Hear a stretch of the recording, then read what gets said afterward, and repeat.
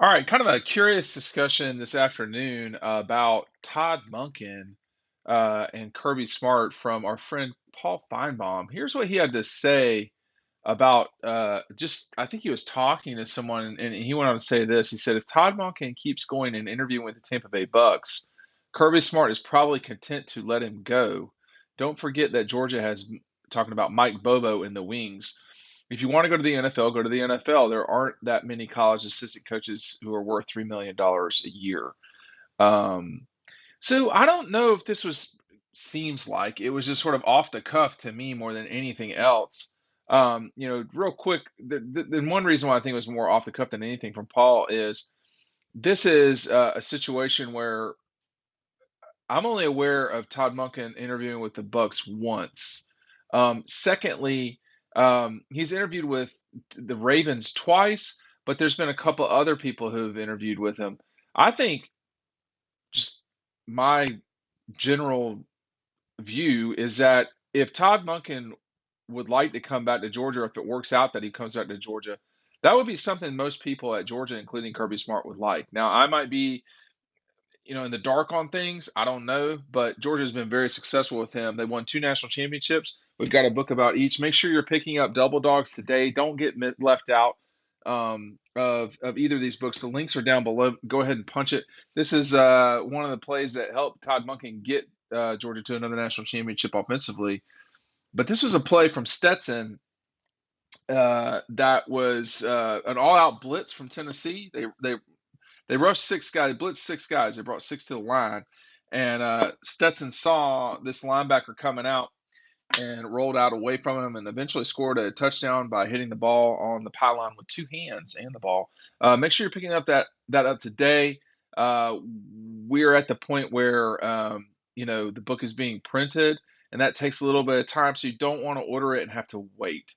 So get that going now, and I'll get them out to y'all as fast as possible. In terms of, um, you know, so just here's a real quick landscape situation for everyone following at home. So New England, the Jets, both Los Angeles, the Rams, Dallas, and the Chargers, both Los Angeles teams, Arizona, Indianapolis, Washington, Baltimore, and Tampa and Tennessee, 11 of the 34 NFL teams, 11 of the 32 NFL teams all had changes at offensive coordinator, whether it be by new coaches, i.e., at Arizona or Indianapolis, or they just have straight up new offensive coordinators. So that many teams have had new openings or vacancies. The only vacancies that remain are Indianapolis, who does not have a head coach, Arizona, who does not have a head coach, Washington, Baltimore, Tampa, and Tennessee. So by my math, that is, count it now, Arizona, Indianapolis, Washington, Baltimore, Tampa, and Tennessee. That's six. And he's interviewed at two of the six. So by that math, and considering how many of the other ones were open, um, it doesn't seem like Todd Monken is the hottest commodity necessarily. Um, that's kind of a harsh way to look at it, though. But I think, again, the folks that I know in the NFL, they really felt like this thing would settle down within the week, meaning this coming week. It's Monday. We have a few more vacancies available. I don't know if Todd, I mean, it looks to me like Todd is looking at these with the intent of if it works, I'm going to leave. It's going to be something I do. Todd Monken has moved around a lot. The two places that he's interviewed at, however, the quarterback situations are not great. And so that's not ideal. At Georgia, I think the quarterback situation is pretty good.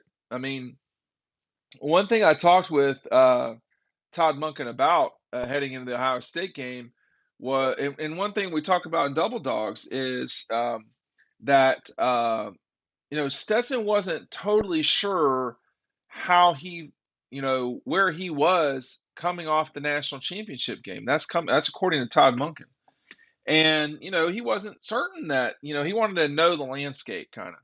Would he be the starter for sure, and all these things. And after the Oregon game, it was pretty, evident and obvious what was going to be, which is that, Stetson Bennett would be the starting quarterback and probably be the starting quarterback for this season. But he'd been around long enough to know that changes happen in this program quick, even when you don't even realize it, particularly at quarterback. So before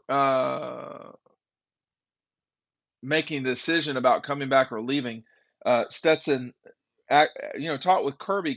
Todd said more than anybody, and it was the Thursday after the national championship game that Stetson came into Kirby's office and essentially told him that he was coming back. He didn't announce it for a little bit longer than that. It was a little bit more time. But I'm not sure, sometimes Paul has a pulse on things, and sometimes he just says stuff. My suspicion right now is that he just says stuff. I mean, in this particular case, because, you know,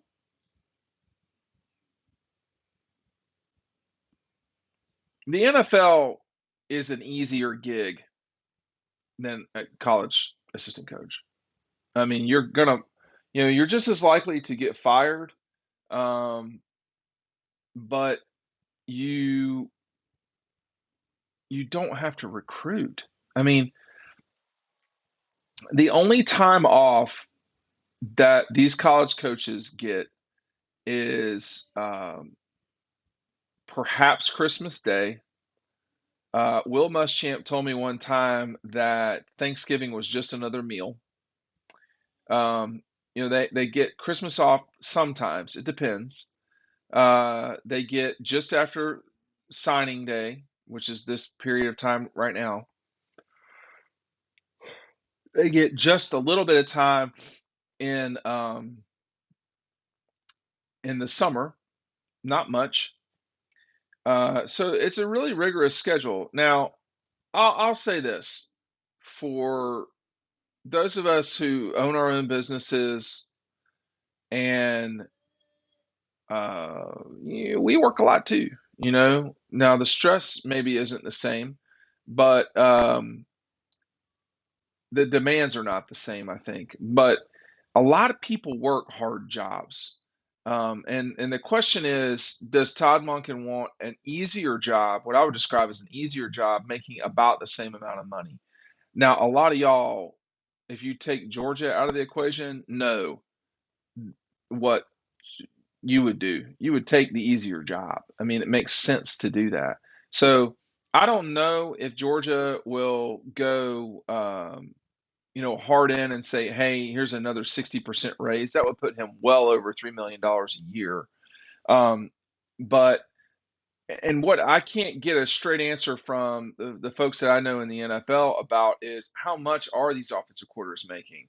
Are they making that kind of money? As I've told y'all more than a couple of times, it's been my experience that folks in the NFL at particular times of the year, they're just done. Like there's no practice, there's no recruiting. They do what they need to do, and they are gone from the facility at 4:30 or 5. That's not what it is in college football.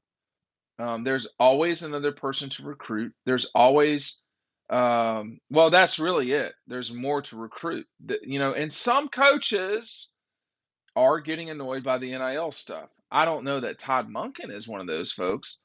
But and I mean, I think it was some really good reporting from Andy Staples earlier this week. I think was who did it about the Florida commit who backed away. I think understandably from the NIL deal that he had. I mean, we have entered a new world of college football. It's not for everyone. It's not for everyone. And some people are signaling in very real ways, Dabo has done this, that they're not comfortable with it. But it's here to stay, at least for now. And I just don't see any, in the next 2 years, any federal legislation getting passed, period. So that certainly wouldn't get addressed, NIL stuff. In addition, I don't know that it would survive the courts, quite frankly. I mean, the Supreme Court has ruled in a particular way. So all these little nuggets come into view when you start talking about Todd Monken's position, what makes the most sense for him? But again, Paul had this to say kind of quickly. If Todd Monken is going to keep interviewing with Tampa Bay Bucks, Kirby Smart, I think we should just say if Todd Monken is going to keep interviewing with the NFL, Kirby Smart is probably content to let him go. Don't forget Georgia has Mike Bobo in the wings. If you want to go to the NFL, go to the NFL. There aren't many college coaches who are worth $3 million a year. But I would say that Todd Monken might be one of them. I would say Todd Monken might be one of them.